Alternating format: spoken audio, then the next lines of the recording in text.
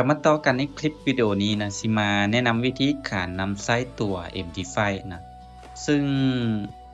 MD5 นี่มันก็จะมีอยู่2แถบนะที่เราเห็นก็เอิ้นว่าแถบเมนูด้านเทิงนะที่เราเห็นอยู่ในนี้นะแล้วก็แถบเมนูด้านลุมในคลิปวิดีโอนี้จุดประสงค์หลักๆเราแม่นจะมาแนะนำวิธีการใช้งานในเบื้องต้นของมันเนาะเพื่อเป็นแนวทางให้กับมือใหม่นะที่กำลังเข้ามาแต่ว่ายังบ่ทันรู้ว่าเมนูแต่ละอย่างนี่ใส่อิหยังนะทีนี้เริ่มต้นจากตัวเมนู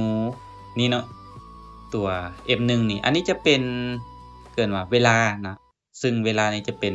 เวลาของแท่งเวลาที่เราคลิกเข้าไปมันก็จะเห็นว่าเป็น M1 M5 M15 M30 อิหยังก็เลือกเบิ่งได้ว่าแท่ง15นาทีแท่ง30นาทีอิหยังต่างๆเนาะส่วนตัวที่2เนาะตัวนี้เป็นแท็บ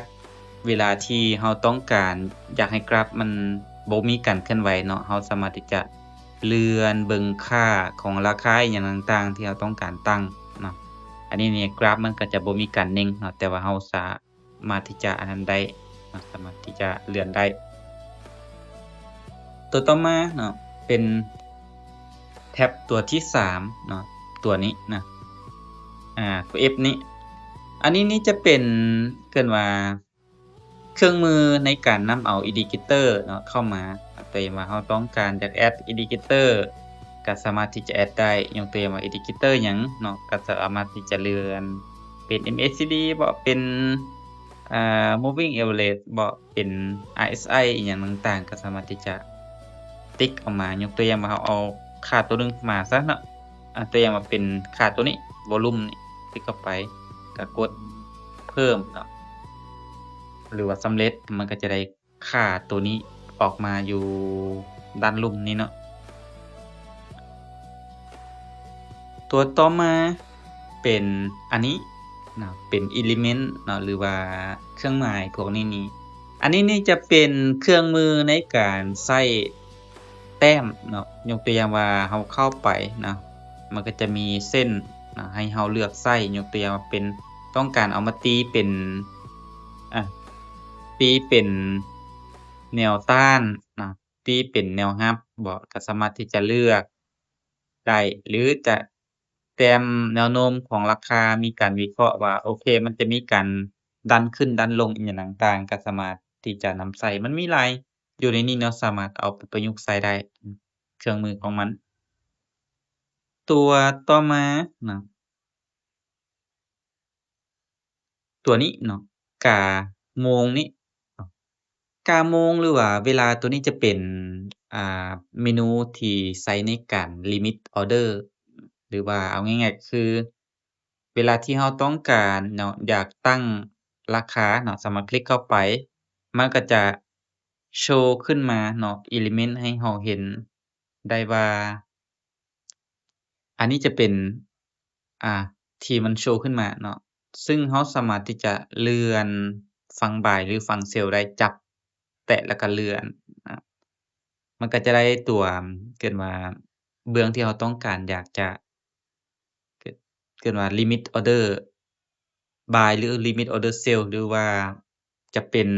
การตั้งออร์เดอร์แบบอ่buy stop sell stop เนาะแบบนี้ก็ได้เบิดก็ขึ้นกับเรา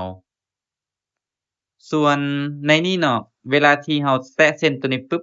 สังเกตเบิ่งว่ามันจะมีคำว่า SL กับ TP เนาะเราสามารถตั้ง SL ก็ได้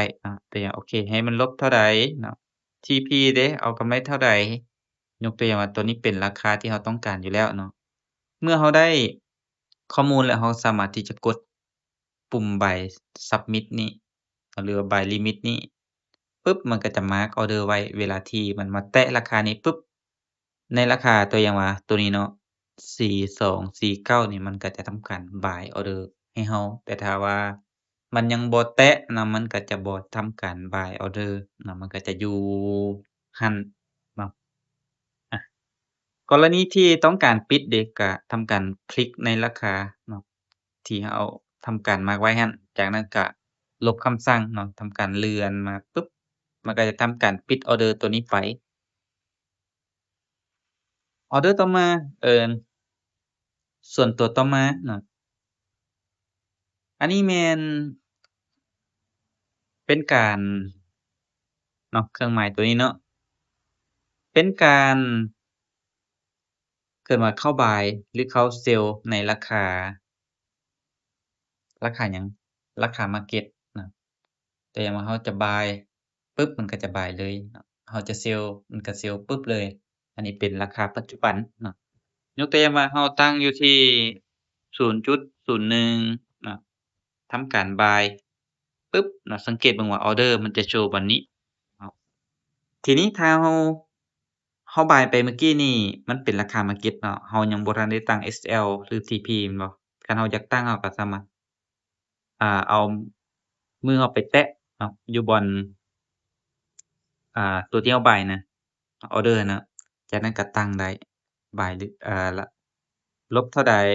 TP เท่าใดเนาะจากนั้นก็กดปรับเปลี่ยนสถานะปึ๊บมันก็จะทำการตั้ง TP ตั้ง SL ของเราเรียบร้อยเนาะส่วนกรณีเราต้องการอยากปิดเนาะก็แตะจ้ำเนาะแตะบาทหนึ่งแล้วก็ทำการเลื่อนเพื่อทำการปิดตัวอย่างว่าอันนี้เรายังบ่ทันได้ปิดเทื่อเนาะ สำเร็จในส่วนของแท็บตัวด้านเทิงมาต่อในส่วนของแท็บด้านรุมเริ่มต้นจากตัวราคาเนาะราคานี่จะเป็นการเอิ้นว่าแอดเพิ่มเนาะคู่เทรดต่างๆเนาะมันจะมีหลายประเภทอยู่ในนี้เราต้องการอิหยังก็สามารถแอดละสัญลักษณ์ของคู่นั้นมาตัวที่2กราฟเนาะก็จะเป็นหน้าที่เราได้เห็นไปเมื่อกี้นี้เนาะ ส่วนตัวที่3เนาะราคาซื้อขายก็จะเป็นสถานะเนาะเกี่ยวกับการซื้อขายปัจจุบันว่ามีจักออร์เดอร์เนาะที่มีการโอเพนตอนนี้เนาะมี3มี4ก็จะโชว์อยู่ในนี้มี TP มี Stop Loss ก็จะอยู่ในนี้เนาะส่วนตัวรุ่มนี้เนาะตัวประวัติเทรดนี่แม่นจะโชว์ออร์เดอร์ของเราที่เราเคยเข้าที่ผ่านมานะว่ามันมีบวกมีลบจั่งใดนะในเบื้องต้นสามารถที่จะเบิ่งอยู่ในนี้ได้เนาะส่วนตัวสุดท้ายก็คือเป็นการตั้งค่านี่หลักๆที่เราใช้ก็จะเป็นตัวนี้เนาะมี Permanency กับการตั้งค่ากราฟเนาะเราอยากต้องการเปิดอิหยังเพิ่มเราก็เปิดกรณีมันบ่มีเนาะ แต่ว่าอยากเปลี่ยนรูปแบบการแสดงกราฟแบบใดก็สามารถเปลี่ยนอยู่ในนี้ได้ก็ถือว่าสำเร็จเนาะสำหรับการนำใช้เบื้องต้นของ MT5